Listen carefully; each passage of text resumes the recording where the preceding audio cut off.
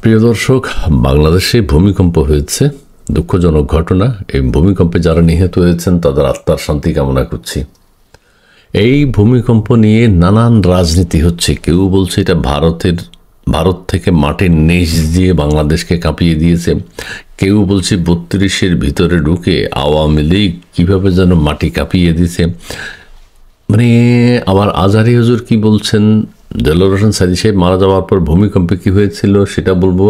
এখন আবার ভূমিকম্প হওয়াতে অনেকে মজা করে কি বলছে সেটাও বলবো। ব্যারিস্টার আরমান এতদিন কথা বলেন নাই, তিনি সংসদে যেতে চান, নির্বাচন করতে চান।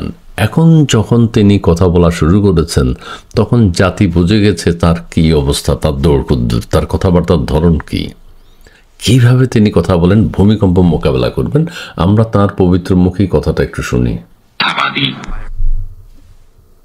আমরা ওয়াদা করছি, যদি আপনারা দরিদ্রের প্রশ্ন রাখেন সেটা ভূমিকম্পের ব্যাপারে আমরা এমন ব্যবস্থা নেব যেন কোনো ক্ষয়ক্ষতি না হয় ইনশাআল্লাহ।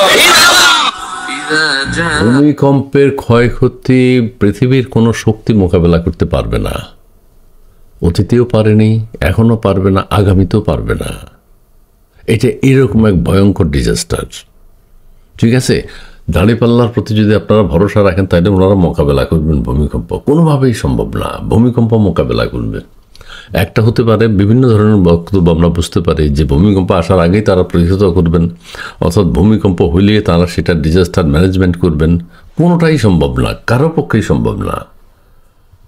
আচ্ছা, আরেকজন আছে, আপনারা জানেন এস রহমান বা কিছু একটা আমেরিকা থেকে ভিডিও করেন। উনি বলতে চাচ্ছেন এটা ভারত ঘটিয়েছে। আমি ভিডিওটা বের করি, উনি বলতে চাচ্ছেন এটা ভারত ঘটিয়েছে মাটির নিচ দিয়ে। শুনেন ভাইরে, শুনে যান। কত ফেসবুক ইউটিউব হওয়ার কারণে এখন আল্লাহর কাছে রহমত এটা যে আমরা কে কি জিনিস আমরা বুঝতে পারছি। এটা বুঝবেন, এটা আমি কিন্তু কোনোভাবে রুল আউট করতে পারি না। Bangladesh is a very fragile country Indian আগ্রাসনের কারণে, এটা মাথায় রাখবেন। এবং তারা আমাদের বড় ধরনের ক্ষতি করতে পারে, এই জন্য উই নিড অ্যালায়েন্স। বাংলাদেশের অ্যালায়েন্স দরকার। এই অ্যালায়েন্সটা, এই যে অ্যালায়েন্সটা চলছে, এবং এই জন্য এইগুলার বিরুদ্ধে যারা বাংলাদেশে কথা বলে এদের প্রত্যেককে জেলের ভিতরে ঢুকানো উচিত বলে আমি মনে করি। এরা বুঝতে পারতেছে না এবং এরা দেশপ্রেম নাই এবং এরা বাংলাদেশকে নিয়ে খেলছে। আমি আপনাদেরকে আবারও বলছি, সুন্দর একটা মানে জিনিস আনছেন আপনি। ভারতের প্রেসক্রিপশনে বাংলাদেশের রূপপুর পারমাণবিক কেন্দ্র, এই গেম চলতেছে যাতে ফাঁকা হয়ে যায়। আমি বিশ্বাস করি, আমি জানি যে আমরা সবচেয়ে বিপজ্জনক আছে এই একটা দেশের মানে আগ্রাসনের কারণে।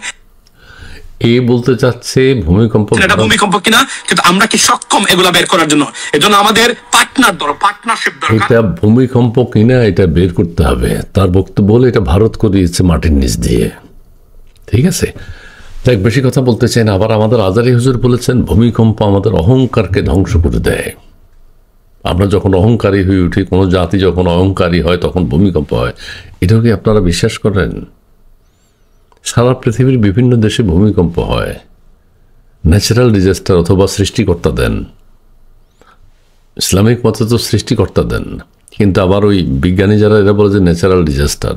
পৃথিবীর নিচে কি প্লেট আছে, প্লেট যখন সরে যায় তখন ভূমিকম্প হয়, একবার এক এক দেশে এক এক অঞ্চলে।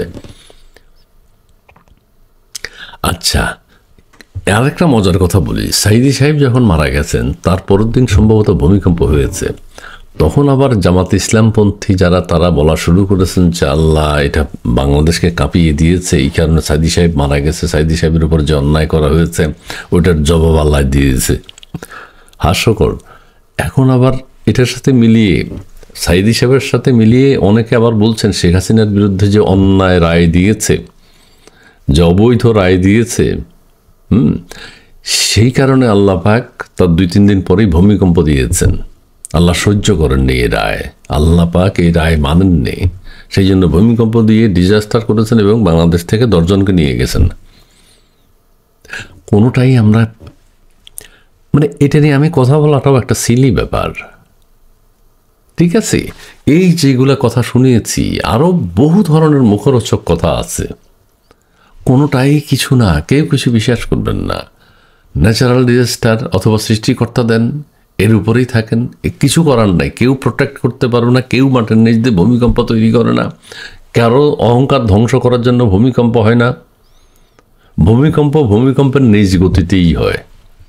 সাইদি সাহেব মারা গেলেও ভূমিকম্প হয় না, শেখ হাসিনার বিরুদ্ধে রায় হইলেও ভূমিকম্প হয় না, কোনো কিছুতেই কোনো কিছু হয় না। ভূমিকম্প ভূমিকম্পের মতো হবে।